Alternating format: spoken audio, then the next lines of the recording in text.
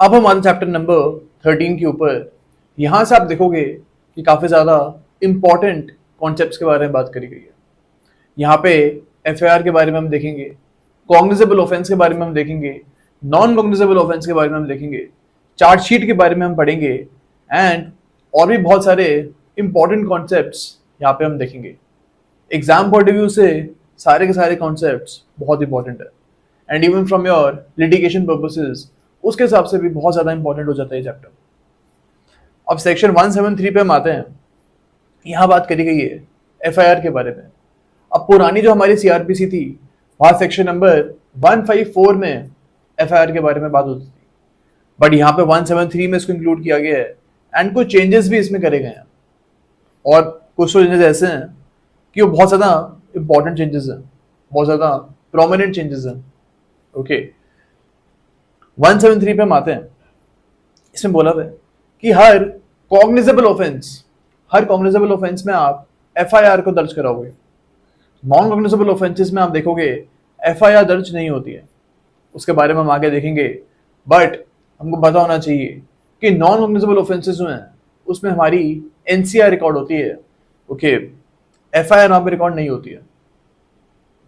अब हमको पता ही है कि एक ऑफेंस कॉग्निजेबल है या फिर नॉन कॉग्निजेबल है, इसके बारे में हमको फर्स्ट शेड्यूल बताता है, वो हम जाके देखेंगे वहां पे।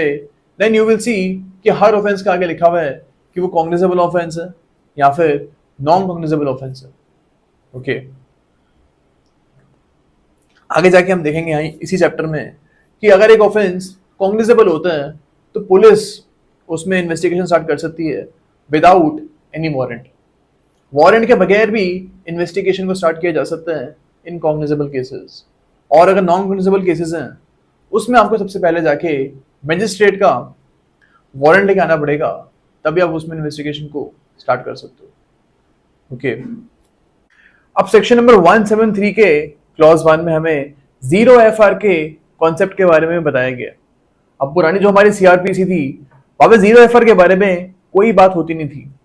जो जीरो एफआर का कॉन्सेप्ट है वो हमारे जुडिशियल प्रेसिडेंट्स जो हैं, जो हमारे केसेस हैं, उनसे निकल के आया था। लेकिन अब जो हमारे न्यू सीआरपीसी है इसमें जीरो एफआईआर का जो कॉन्सेप्ट है वो बेयर एक्ट में हमको प्रोवाइड किया गया। इसका फर्स्ट क्लॉज अगर हम पढ़ते हैं वहां पे आप देखोगे कि जीरो एफआईआर के कॉन्सेप्ट के बारे में बात करी गई है। इसमें लिखा हुआ है every information relating to the commission of a cognizable offence irrespective of the area where the offence is committed. यानी फर्क नहीं पड़ता कि ऑफेंस कहाँ कमिट हुआ है, कोई भी पर्सन उस ऑफेंस की जानकारी किसी भी पुलिस स्टेशन में देता है तो पुलिस को वो इंफॉर्मेशन रिकॉर्ड करनी पड़ेगी। इसी को हम बोलते हैं जीरो एफआईआर। ओके अब जो जीरो एफआईआर का जो कॉन्सेप्ट है वो यही है कि यहाँ पे जो पुलिस थाना है, सपोज ऑफेंस सपोज कानपुर में कमिट हुआ था। ओके अब इसकी जो इंफॉर्मेशन है, इस ऑफेंस की जो इंफॉर्मेशन है वो पर्सन दिल्ली के पुलिस ऑफिसर को आके देता है एंड दिल्ली में इसकी एफआईआर को रिकॉर्ड करवाना चाहता है। तो यहाँ पे जो दिल्ली के पुलिस ऑफिसर हैं वो उस एफआईआर को रिकॉर्ड कर लेंगे, वो उस इंफॉर्मेशन को रिकॉर्ड कर लेंगे एंड उसके ऊपर वो जीरो नंबर डाल देंगे एंड उस एफआईआर को वो कोई भी कॉन्क्रीट नंबर नहीं देंगे, उसको जीरो नंबर के डाल के उसको रिकॉर्ड कर लेंगे। अब इसके बाद जो जीरो नंबर की एफआईआर है इसको ये कानपुर में भिजवा देंगे, जो कानपुर का पुलिस थाना है जहां पे केस चलना है वहां पे इस केस को भिजवा दिया जाएगा एंड फिर जो कानपुर का पुलिस थाना है वो इसको प्रॉपर एक नंबर देगा, जो केस नंबर है उसको प्रॉपरली कानपुर का पुलिस थाना देगा। तो ये जीरो एफआईआर का कॉन्सेप्ट है। ओके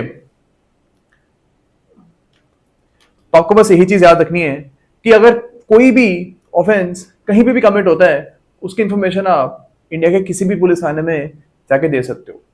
ओके अब इसमें लिखा हुआ है कि अगर कोई भी पर्सन आपको ओरली कोई भी बात बता रहा है, सपोज एक पर्सन ए है, ए जा रहा है पुलिस ऑफिसर के पास और वो अपनी सारी बात ओरली उनको बता रहा है।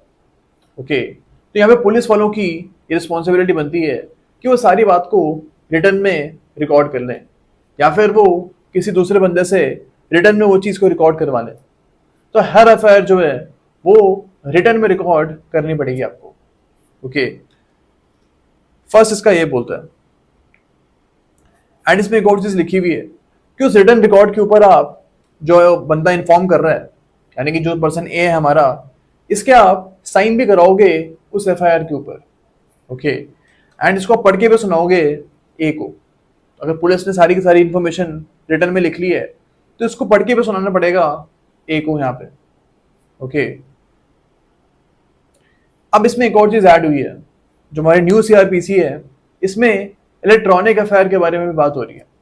जो सेकंड पार्ट है इसका, ये बोलता है कि अगर आप एक इलेक्ट्रॉनिक एफआईआर रिकॉर्ड कर रहे हो, उस केस में बंदे के साइन होने चाहिए उसके ऊपर, and within 3 days, sign करने के 3 दिन के अंदर अंदर उसको आप रिकॉर्ड पे ले लोगे एंड उसमें आप फिर कार्रवाई को स्टार्ट कर दो।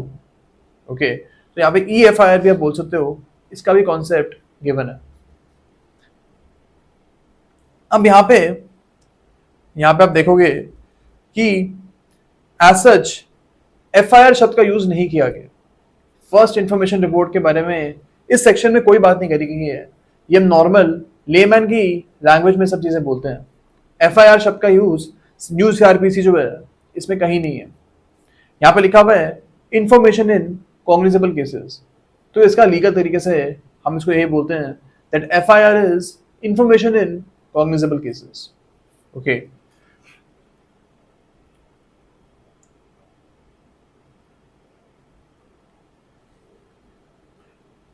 अब इसमें एक और चीज गिवन है जिसका प्रोवाइजो है, ये बोलता है कि अगर वुमेन से रिलेटेड सेक्सुअल ऑफेंसेस है, यहाँ पे कोई सेक्सुअल ऑफेंसेस की लिस्ट दी हुई है, तो यहाँ पे एक वुमेन पुलिस ऑफिसर ही एफआईआर को रिकॉर्ड करेगी। ओके, यानी कि अगर विक्टिम जो है वो वुमेन है, तो जो एफआईआर इन केसेस में वो भी एक वुमेन पुलिस ऑफिसर ही रिकॉर्ड करेगी।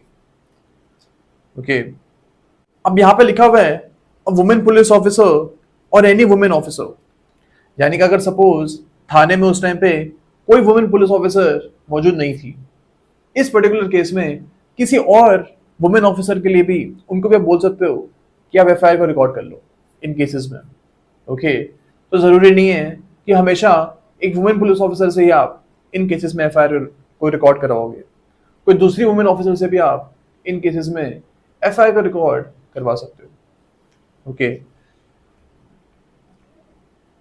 लेकिन हमको यहाँ पे याद रखना है कि किसी भी हालत में इन केसेस में एक मेल पुलिस ऑफिसर या फिर एक मेल ऑफिसर एफआईआर को रिकॉर्ड वो नहीं करेंगे। ओके,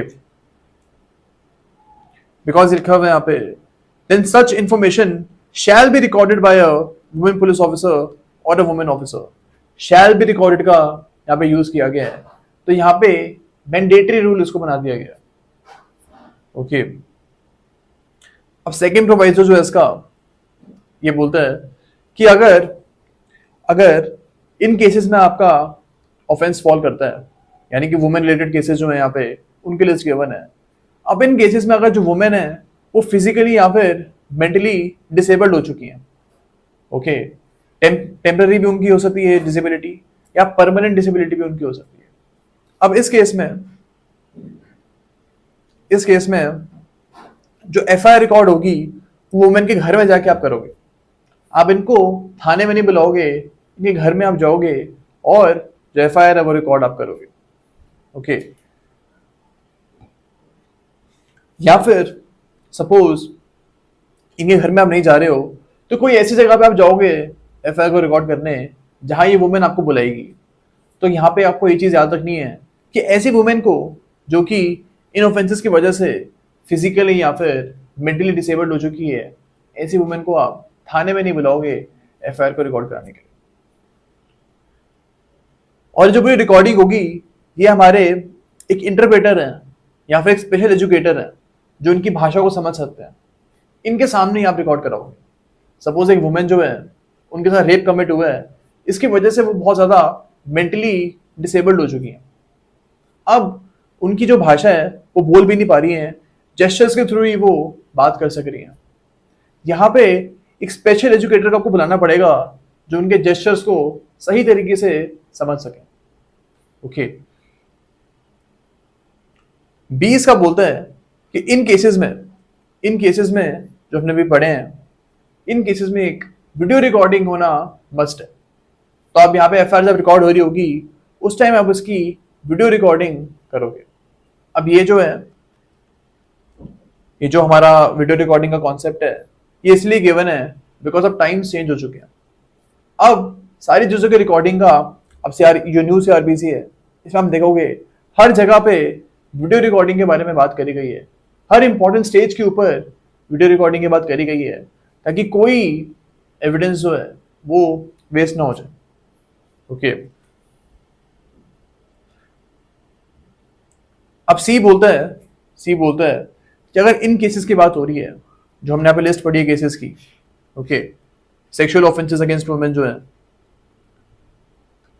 ओके, इन केसेस में जो है आपको इस वुमेन की स्टेटमेंट को रिकॉर्ड कराना पड़ेगा। सी इसका बोलता है कि इन केसेस में वुमेन की जो स्टेटमेंट है ये आप रिकॉर्ड करवाओगे in front of judicial magistrate. Okay, अब अगर आप मजिस्ट्रेट के सामने चीज रिकॉर्ड कराते हो तो ये एक अच्छा पीस ऑफ एविडेंस बन जाता है। ओके, आगे जाके ये जो एविडेंस आप रिकॉर्ड करवा रहे हो, जब स्टेटमेंट रिकॉर्ड करा रहे हो, आगे जाके ट्रायल में आपको बहुत फायदा होगा इफ एक्चुअली ये स्टेटमेंट रिकॉर्ड आप करवा रहे हो तो। अब सेक्शन 183 में स्टेटमेंट रिकॉर्ड होती है, जब वहां पे पहुंचेंगे हम देन हम इसके बारे में पढ़ेंगे। सेकंड इसका बोलता है कि जो एफआईआर की कॉपी है, जो हमारी एफआईआर की कॉपी है, इसको आपको फ्री ऑफ कॉस्ट इन्फॉर्मेंट को या फिर जो विक्टिम है उनको अवेलेबल कराना पड़ेगा। यानी जो इन्फॉर्मेशन दे रहा है बंदा, जो एफआईआर को रिकॉर्ड करवा रहा है, उसको आप एक फ्री ऑफ कॉस्ट एफआईआर की कॉपी दोगे। ओके, अब क्लॉज 3 के ऊपर हम आते हैं। यहां पे गिवन है कि अगर आपका जो केस है उसमें जो पनिशमेंट है वो मोर देन 3 years है बट लेस देन 7 years है। अगर आपका जो केस है वो इस ब्रैकेट में फॉल करता है एंड आपका केस कॉग्निजेबल केस है, तो यहां पे जो पुलिस ऑफिसर है वो इन्वेस्टिगेशन स्टार्ट करने से पहले एक प्रीलिमिनरी इंक्वायरी कर सकते हैं। वो यहां पे इंक्वायरी कर सकते हैं कि यहां पे केस बनता है या फिर नहीं बनता है, यानी whether prima facie case exist और नॉट। ओके, तो यहां पे हमको याद रखना है कि अगर पुलिस ऑफिसर को लगता है कि यहां पे प्राइमा फेसी केस नहीं बन रहा है तो यहां पे वो इन्वेस्टिगेशन स्टार्ट नहीं करेंगे। एंड अगर उनको लगता है कि यहां पे प्राइमा फेसी केस बनता है तो इन दिस केस वो इन्वेस्टिगेशन स्टार्ट कर सकते हैं। लेकिन हमको यहाँ पे याद रखना है कि जो यहाँ पे प्रीलिमिनरी इंक्वायरी है वो विद इन 14 days खत्म होनी चाहिए। विद इन 14 days आपको इंक्वायरी खत्म करनी है एंड उसके बाद आपको अपना डिसीजन बनाना है। यहाँ पे एक और चीज गिवन है कि जो इंक्वायरी है उसको स्टार्ट करने से पहले आपको डीएसपी या फिर उनसे ऊपर के रैंक के जो पुलिस ऑफिसर है उनकी परमिशन लेनी पड़ेगी, उसके बाद ही आप इंक्वायरी स्टार्ट कर सकते हो। ओके, तो ये कुछ प्रोविजंस हमको गिवन है क्लॉज 3 में। क्लॉज 3 पुरानी सीआरपीसी में नहीं गिवन था, इस न्यू सीआरपीसी में ही ऐड किया गया। यहां पे वी कैन सी कि रिकॉर्डिंग ऑफ एफआईआर के बारे में बात नहीं करी गई है, बल्कि यहाँ पे इन्वेस्टिगेशन के बारे में बात करी गई है। यहाँ पे यही लिखा है कि अगर आपने एफआईआर रिकॉर्ड कर भी ली, उसके बाद आपको लगता है कि जो केस है इसमें मैक्सिमम पनिशमेंट 3 से लेकर 7 साल के बीच की है, तो यहाँ पे अगर आप चाहो तो इन्वेस्टिगेशन स्टार्ट नहीं करोगे इफ यू विल सी कि केस झूठा है या फिर केस में कोई दम नहीं है, तो यहाँ पे you have the option to not start with the investigation. Okay, अब फोर्थ इसका बोलता है कि अगर कोई पुलिस ऑफिसर आपकी एफआईआर को रिकॉर्ड ना करे, मना कर दे, इस केस में आप सुप्रिटेंडेंट ऑफ पुलिस के पास जा सकते हो। जो एसपी होते हैं ना, उनके पास आप जा सकते हो अपनी कंप्लेंट को लेके, और एसपी को आप बोल सकते हो कि सर मेरी एफआईआर रिकॉर्ड नहीं हो रही है, प्लीज आप इसको रिकॉर्ड करवा दो। या फिर एसपी जो है हमारे, वो एफआईआर को रिकॉर्ड करने के डायरेक्शंस दे सकते हैं। अब अगर एसपी भी मना कर देते हैं, एसपी भी रिकॉर्ड नहीं कर रहे हैं आपके एफआईआर, इस केस में आप जाओगे मजिस्ट्रेट के पास। सेक्शन नंबर 175 के क्लॉज 3 में आप देखोगे कि आप मजिस्ट्रेट के पास जा सकते हो अपनी कंप्लेंट को लेके, एंड इनको आप बोल सकते हो कि सर मेरी एफआईआर रिकॉर्ड नहीं हो रही है, प्लीज आप डायरेक्शन दो कि एफआईआर रिकॉर्ड हो जाए। इस पर्टिकुलर सबसेक्शन में 175 क्लॉज 3 में हमारे मजिस्ट्रेट एफआईआर रिकॉर्ड करने के लिए डायरेक्शंस इशू कर सकते हैं। ओके, तो ये आपको यहाँ पे याद रखना है इसमें। अब हम आते सेक्शन नंबर 174 के ऊपर। इसमें बात करी गई है information in non cognizable cases के बारे में। यानी कि अगर एक बंदा सपोज बी एक पर्सन है, बी आता है एक नॉन कॉग्निजेबल केस की इंफॉर्मेशन लेके पुलिस के पास। अब इस केस में जो पुलिस है वो एक डायरी में, जो कि एनसीआर की डायरी होती है, एक नॉन कॉग्निजेबल रिपोर्ट की अलग से एक हर थाने में एक रिपोर्ट होती है, उसमें आप ये सारी इंफॉर्मेशन को लिख लोगे एंड उसके बाद जो इंफॉर्मेशन है इसको आप एक मजिस्ट्रेट के पास भेज दोगे। ओके, अब ये चीज आपको करनी मैंडेटरी है according to section number 174।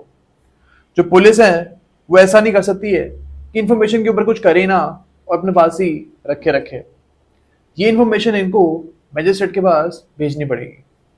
Okay, second इसका बोलता है कि जो इसी केस में डेली डायरी रिपोर्ट होगी, हर केस में आप देखोगे एक डेली डायरी रिपोर्ट बनती है, तो इस केस में भी एक डेली डायरी की रिपोर्ट बनेगी एंड इसको आप हर 14 डेज के अंदर अंदर मजिस्ट्रेट को भेजोगे। ओके, 490 का ये मतलब होता है कि विद इन 14 डेज, तो हर 14 दिन के अंदर आप इसकी जो डेली डायरी रिपोर्ट है ये भेजोगे। अब सेकंड जो उसका बोलता है कि एक नॉन कॉग्निजेबल केस के अंदर आप मजिस्ट्रेट के ऑर्डर के बगैर इन्वेस्टिगेशन को स्टार्ट नहीं करोगे। ओके, एंड यहाँ पे उन मजिस्ट्रेट के ऑर्डर लोगे जो उस केस को ट्राई कर सकते हैं या फिर कमिट कर सकते हैं। यानी आप ऐसी किसी भी मजिस्ट्रेट के ऑर्डर्स नहीं लोगे, सिर्फ उन्हीं मजिस्ट्रेट के ऑर्डर आप यहाँ पे ले सकते हो जो कि केस को ट्राई कर सकते हैं। और जब उनका ऑर्डर आ जाएगा उसके बाद आप एक नॉन कॉग्निजेबल केस में इन्वेस्टिगेशन स्टार्ट कर सकते हो।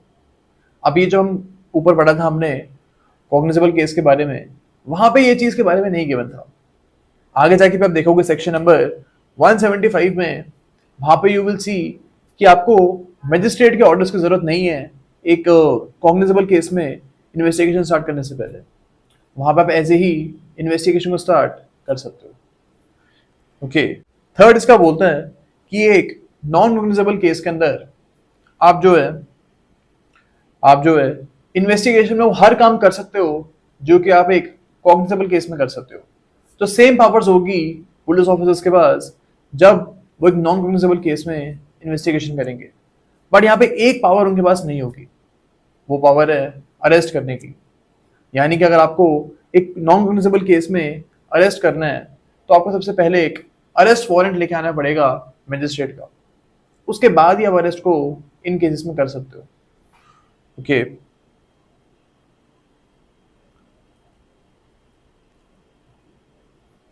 अब जो क्लॉज 4 है इसका, ये बोलता है कि सपोज एक ऐसा ऑफेंस है, एक ट्रांजैक्शन के अंदर ट्रेसपास भी हुआ है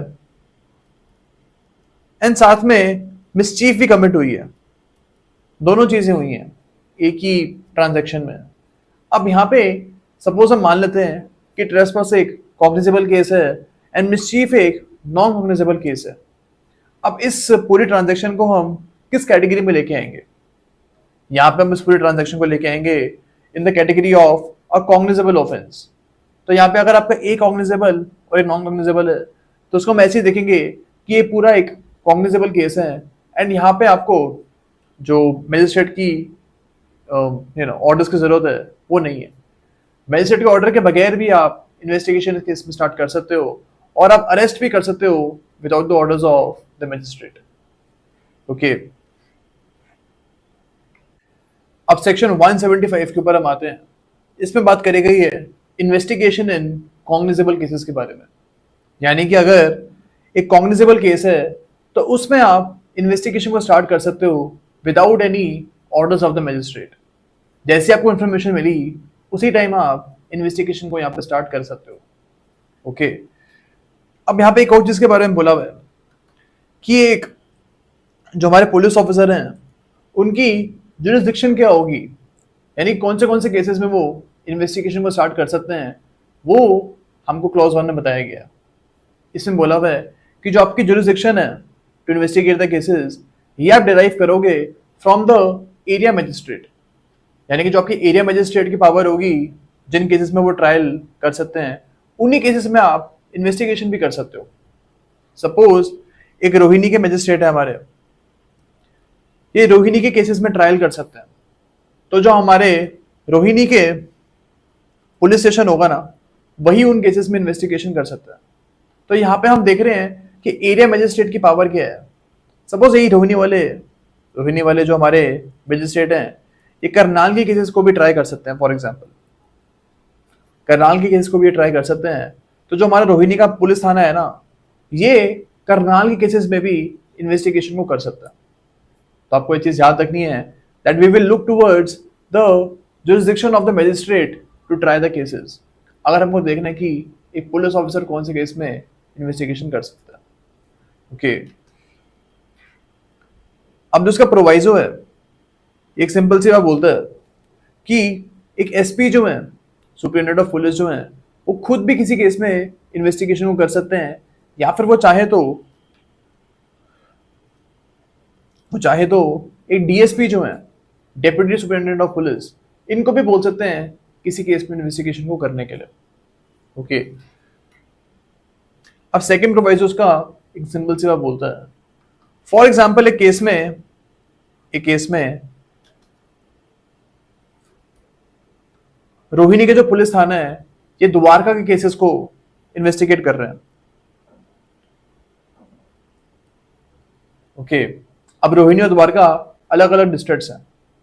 द्वारका के केसेस को सुन रहे हैं, इन्वेस्टिगेट कर रहे हैं रोहिणी के पुलिस थाने वाले। तो यहाँ पे जो इन्वेस्टिगेशन करेंगे, इसको आप नल एंड वॉइड नहीं मानोगे, इस इन्वेस्टिगेशन को भी आप वैलिड मानोगे। हम यहाँ पे ये नहीं बोलेंगे कि जस्ट बिकॉज इनकी जुरिसडिक्शन नहीं थी इस केस में इन्वेस्टिगेशन करने के लिए, तो पूरी इन्वेस्टिगेशन अब वॉइड हो चुकी है, ऐसा हम यहाँ पे नहीं बोलेंगे। एंड ये जो इन्वेस्टिगेशन है, ये भी वैलिड मानी जाएगी। ओके, अब क्लॉज 3 इसका बोलता है कि अगर एक पुलिस ऑफिसर केस में इन्वेस्टिगेशन को ऑर्डर नहीं कर रहे, उसके बाद जो हमारे एसपी हैं वो भी केस में इन्वेस्टिगेशन को ऑर्डर नहीं कर रहे हैं, ना ही वो एफआईआर का रिकॉर्ड कर रहे हैं, इस पर्टिकुलर केस में जो नेक्स्ट आपके पास रेमेडी होगी वो यही होगी कि मजिस्ट्रेट के पास आप जाओ एंड इनको आप बोलो कि आप एफआईआर को रिकॉर्ड करिए और इस केस में इन्वेस्टिगेशन को स्टार्ट करवाइए। ओके, तो ये हमारा क्लॉज 3 बोलता है कि ऐसा भी किया जा सकता है। अब क्लॉज 4 के ऊपर हम आते हैं। ये नया क्लॉज ऐड हुआ है, पुरानी सीआरपीसी में चीज नहीं गिवन थी। अब इसमें बोला है कि फॉर एग्जाम्पल हमारे एक पब्लिक सर्वेंट है एक पब्लिक सर्वेंट है एंड इनके एक हेड है बी, यानी कि सुपीरियर है, उनको हम बी बोल रहे हैं यहाँ पे। इस पर्टिकुलर केस में जो हमारा क्लॉज 4 है वो ये बोलता है कि एक जुडिशियल मजिस्ट्रेट जो है, ए के खिलाफ वो कॉग्निजेंस तभी लेंगे, ए के खिलाफ वो केस को तभी स्टार्ट करेंगे जब बी जो है एक रिपोर्ट हमारे मजिस्ट्रेट को दे देंगे जिसमें सारे के सारे सर्कमस्टांसेस होंगे कि ए ने क्या गलती करी है एंड क्यों उसके खिलाफ केस को स्टार्ट करना चाहिए। तो बी की एक रिपोर्ट बनेगी, उसके बाद ए के खिलाफ आप इस केस में कॉग्निजेंस को ले सकते हो। ओके, अब 20 का सिंपल से आप बोलता है कि आप कॉग्निजेंस तभी लोगे इस पब्लिक सर्वेंट वाले केस में जब आप इस केस के सारे पहलुओं को एक बार कंसीडर कर लोगे। ओके, तो सारे पहले पब्लिक सर्वेंट की बात भी सुनोगे, उनके बात सुनने के बाद आप इस केस में फिर कॉग्निजेंस को ले सकते हो। तो ये जो 2 रिक्वायरमेंट्स हैं यहाँ को पहले पूरी करनी पड़ेगी, इसी के बाद आप पब्लिक सर्वेंट के खिलाफ किसी भी केस में कॉग्निजेंस आप ले सकते हो। ओके, लेकिन आपको यहाँ पे याद रखना है कि जो पब्लिक सर्वेंट है, जो सरकारी नौकर हैं, उनके बारे में यहाँ पे बात करी गई है, लेकिन तभी जब वो ऑफिशियल कैपेसिटी में एक्ट कर रहे हैं। अगर सपोज इनका एक प्राइवेट मैटर होता, सपोज डिवोर्स का मैटर होता या फिर चीटिंग का मैटर होता, जो कि इनका प्राइवेट मैटर होता, इस केस में क्लॉज 4 नहीं लगेगा। यहाँ पे नॉर्मल तरीके से ही केस को चलाया जाएगा। ओके, तो आपको ये चीज यहाँ पे याद रखनी है।